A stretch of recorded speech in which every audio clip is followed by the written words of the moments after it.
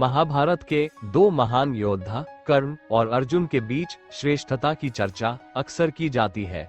कुछ लोग कर्ण के शक्तियों का महिमा मंडन करते हैं, तो कुछ लोग अर्जुन को हर प्रकार से श्रेष्ठ बताते हैं।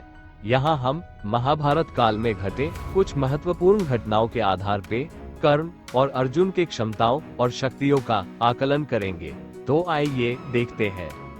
पहला दृश्य, द्रौपदी स्वयंवर तीरंदाजी प्रतियोगिता।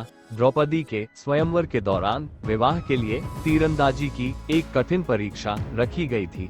तब राजा द्रुपद की सभा में दुर्योधन, कर्ण समेत अन्य कौरव भाई भी उपस्थित थे।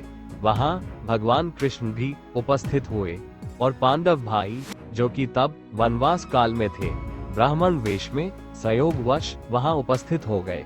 दुर्योधन इस परीक्षा में कर्ण को आगे करके द्रौपदी से विवाह करने का इच्छुक था, किंतु इस अनुचित प्रस्ताव का खंडन करते हुए द्रौपदी कर्ण के विषय में कहती है कि वो एक सूतपुत्र है, उच्च कुल का नहीं है और उसे इस प्रतियोगिता का हिस्सा नहीं बनना चाहिए। अंत में ब्राह्मण वेश में आए पांडव भाइयों में से अर्जुन को इस चुनौती को पूर्ण करने की स्वीकृति दी जाती है। अर्जुन सटीक रूप से लक्ष्य भेदन कर देते हैं और द्रौपदी का वरण अर्जुन के साथ कर दिया जाता है। यहाँ कर्ण और अर्जुन के सामर्थ्य का प्रत्यक्ष टकराव तो नहीं देखने को मिलता है, लेकिन फिर भी कर्ण का अपमान उसके मित्र दुर्योधन के अनुचित प्रस्ताव के कारण होता है और कर्ण भी दुर्योधन का साथ देते हुए उसके बदले स्वयं लक्ष्य भेदन करने पहुंच जाते हैं, जबकि अर्जुन स्वयं से प्रतियोगिता में भाग लेने के प्रस्ताव की प्रतीक्षा करते हैं और विशेष रूप से आमंत्रित किए जाने पर ही इस प्रतियोगिता का हिस्सा बनते हैं। दूसरा दृश्य, विराट पर्व के दौरान वनवास के 13वें वर्ष में जब पांडव अज्ञातवास में थे, तब ये पांचों पांडव भाई राजा विराट के राज्य में वास कर रहे थे। कौरवों ने राजा विराट के राज्य से मवेशियों अर्थात गाय भैंस को चुराने के लिए राजा विराट के राज्य पर अचानक से हमला कर दिया। इस समय अर्जुन राजकुमारी उत्तरा के नृत्य शिक्षिका बृहन्नला के रूप में विराट नगर में उपस्थित थे। कौरवों की इस चुनौती का उत्तर अर्जुन ने अपने शौर्य से दिया। अर्जुन ने अकेले इस टकराव में कर्ण, भीष्म, द्रोण, अश्वत्थामा सहित पूरी कौरव सेना को चुनौती दी। अर्जुन ने कर्ण समेत अन्य महान योद्धाओं को निर्णायक रूप से हराया और कौरवों को पीछे हटने पर विवश कर दिया।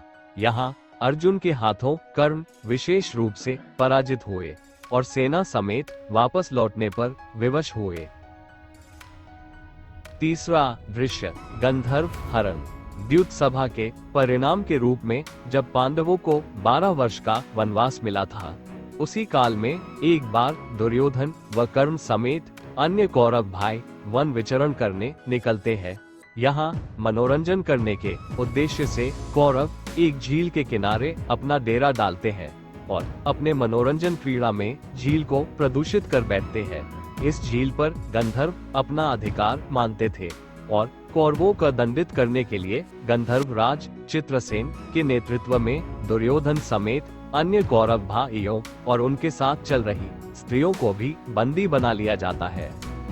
पांडव, जो इस द्वैत वन के निकट ही प्रवास कर रहे थे, इस घटना की सूचना मिलते ही गंधर्वों से कौरव और अन्य स्त्रियों को मुक्त कराने के लिए पहुंच जाते हैं। तब कर्ण भी अपने मित्र दुर्योधन को मुक्त कराने का प्रयास करते हैं, लेकिन गंधर्वों द्वारा हरा दिए जाते हैं और कर्ण को तब इस संघर्ष से पीछे हटना पड़ता है, जबकि वहीं अर्जुन अपने वीरता का परिचय देते हुए गंधर्वों को पराजित कर देते हैं और कौरव भाइयों और उनके स्त्रियों को मुक्त करा देते हैं। यहाँ अर्जुन का शौर्य गंधर्वों पर भी, जो मनुष्यों से कहीं अधिक शक्तिशाली व दिव्य माने जाते हैं, भारी पड़ता है। इन घटनाओं के आधार पर ये देखा जा सकता है कि न केवल युद्ध कौशल, वीरता व शौर्य के दृष्टिकोण से अर्जुन अद्वितीय थे, किंतु वे सदैव धर्म के मार्ग पर चलते थे और उचित रूप से अपनी शक्तियों का प्रयोग करते थे। वहीं कर्ण भी एक शूरवीर योद्धा थे। उनके पराक्रम की भी व्यापक ख्याति थी। किंतु अपने विवशताओं के बोझ तले उन्होंने कई बार अनुचित स्थान पर अनुचित उद्देश्य के लिए अपने सामर्थ्य का उपयोग किया और धर्म के पक्ष से जुड़ने में कई बार असमर्थ रहे। अतः अर्जुन एक महानायक के रूप में देखे जाते हैं, जिन्होंने अपने शौर्य और पराक्रम से सदैव धर्म की जड़ों को सींचा था।